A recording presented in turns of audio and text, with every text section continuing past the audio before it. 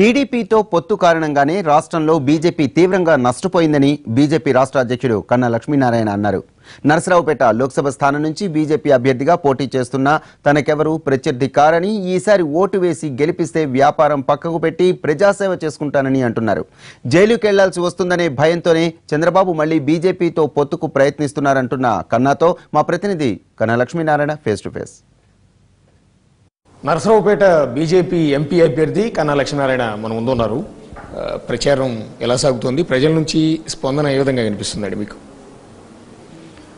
అంటే నాకున్నటువంటి రాజకీయ బ్యాక్గ్రౌండ్తో నాకు గనక ఒకసారి అవకాశం ఇస్తే నేను నిరంతరం ప్రజలతో ఉంటానని, అభివృద్ధి తప్ప వ్యాపారాలు చూసుకోననేటువంటి ఒక నమ్మకం ప్రజలకు నా మీద ఉంది. అదే నమ్మకం ఇవాళ నా గెలుపుకి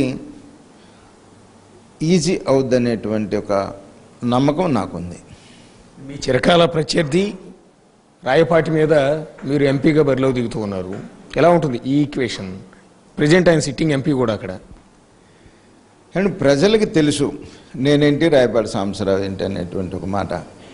అయితే నాకున్నటువంటి మనస్తత్వంతో నేను ఎప్పుడూ కూడా నా కష్టాన్ని, భగవంతుణ్ణి, ప్రజల్ని నమ్ముకొని నేను బరిలోకి దిగుతాను తప్ప ప్రత్యర్థి ఎవరన్నా కానీ, ఎందుకంటే అన్ని రాజకీయ పార్టీలు వాళ్ళ అభ్యర్థుల్ని పెడతారు. ప్రత్యర్థి ఎవరా అని ఎప్పుడు నేను చూడలేదు. నా మీద నమ్మకం ప్రజలకు ఉంది. ఆ నమ్మకమే నన్ను గెలిపిస్తుంది అనేటువంటి మాట ఉంది. నాకు అవకాశం ఇస్తే నేనే వ్యాపారాలు చేసుకోకుండా నిరంతరం ప్రజలతోనే ఉంటాను. వాళ్ళకు అవకాశం ఇస్తే పదవిని అడ్డం పెట్టుకొని వ్యాపారాలే చేసుకుంటారు తప్ప ప్రజా సంక్షేమం చూసినటువంటి సందర్భం ఎప్పుడూ లేదు. కాబట్టి ప్రజలు తెలుసు ఎవరిని ఎన్నుకుంటే ప్రజలతో ఉంటారు అనేటువంటి మాట. ఖచ్చితంగా ప్రజలు నాకే అవకాశం ఇస్తారన్న నమ్మకం నాకుంది.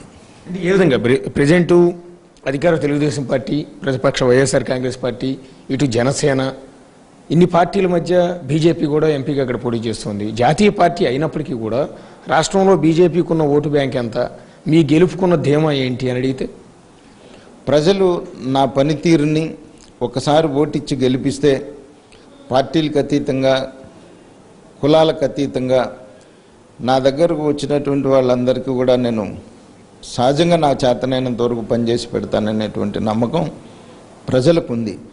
అందుకని కుల మతరహితంగా నాకు పనిచేసేటువంటి అలవాటు నాకు ఉంది. కాబట్టి నాకు ఓటేసే విషయంలో ఇంకొక రకంగా ఆలోచన చేస్తారని నేను అనుకోను.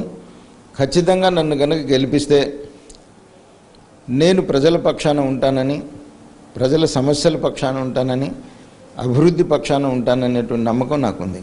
పెదకూరుపాడులో నేను 4 సార్లు గెలిచినప్పటికీ కూడా అక్కడ నన్ను ఎవరు కూడా పార్టీ చూడలా. శాసనసభ్యుడిగా కన్నా లక్ష్మీనారాయణ ఉంటే మా సమస్య ఏది వచ్చినా కూడా పరిష్కారం చేస్తాడనేటువంటి ఆ నమ్మకం ప్రజలకు నా మీద ఉన్న విశ్వాసమే నన్ను గెలిపించింది తప్ప నేను ఎప్పుడు ఎన్నికల్లో డబ్బు ఖర్చు పెట్టినటువంటి పరిస్థితి కాదు. ఇవాళ ఆ నమ్మకమే నన్ను గెలిపిస్తుందనే విశ్వాసం నాకుంది. ఈ అంచనా ప్రకారం అంటే ఇండివిజువల్గా ఎవరితో పొత్తు లేకుండా సింగిల్గా బీజేపీ పోటీ చేస్తున్న నేపథ్యంలో 175 అసెంబ్లీ స్థానాల్లో కావచ్చు, 25 ఎంపీ స్థానాల్లో కావచ్చు, మీ అంచనా ప్రకారం ఎన్ని స్థానాలు రావచ్చు అనుకుంటూ ఉన్నారు? మేము ఇవాళ 174 అసెంబ్లీ స్థానాలు, 24 పార్లమెంటు స్థానాలకు పోటీ చేస్తున్నాం.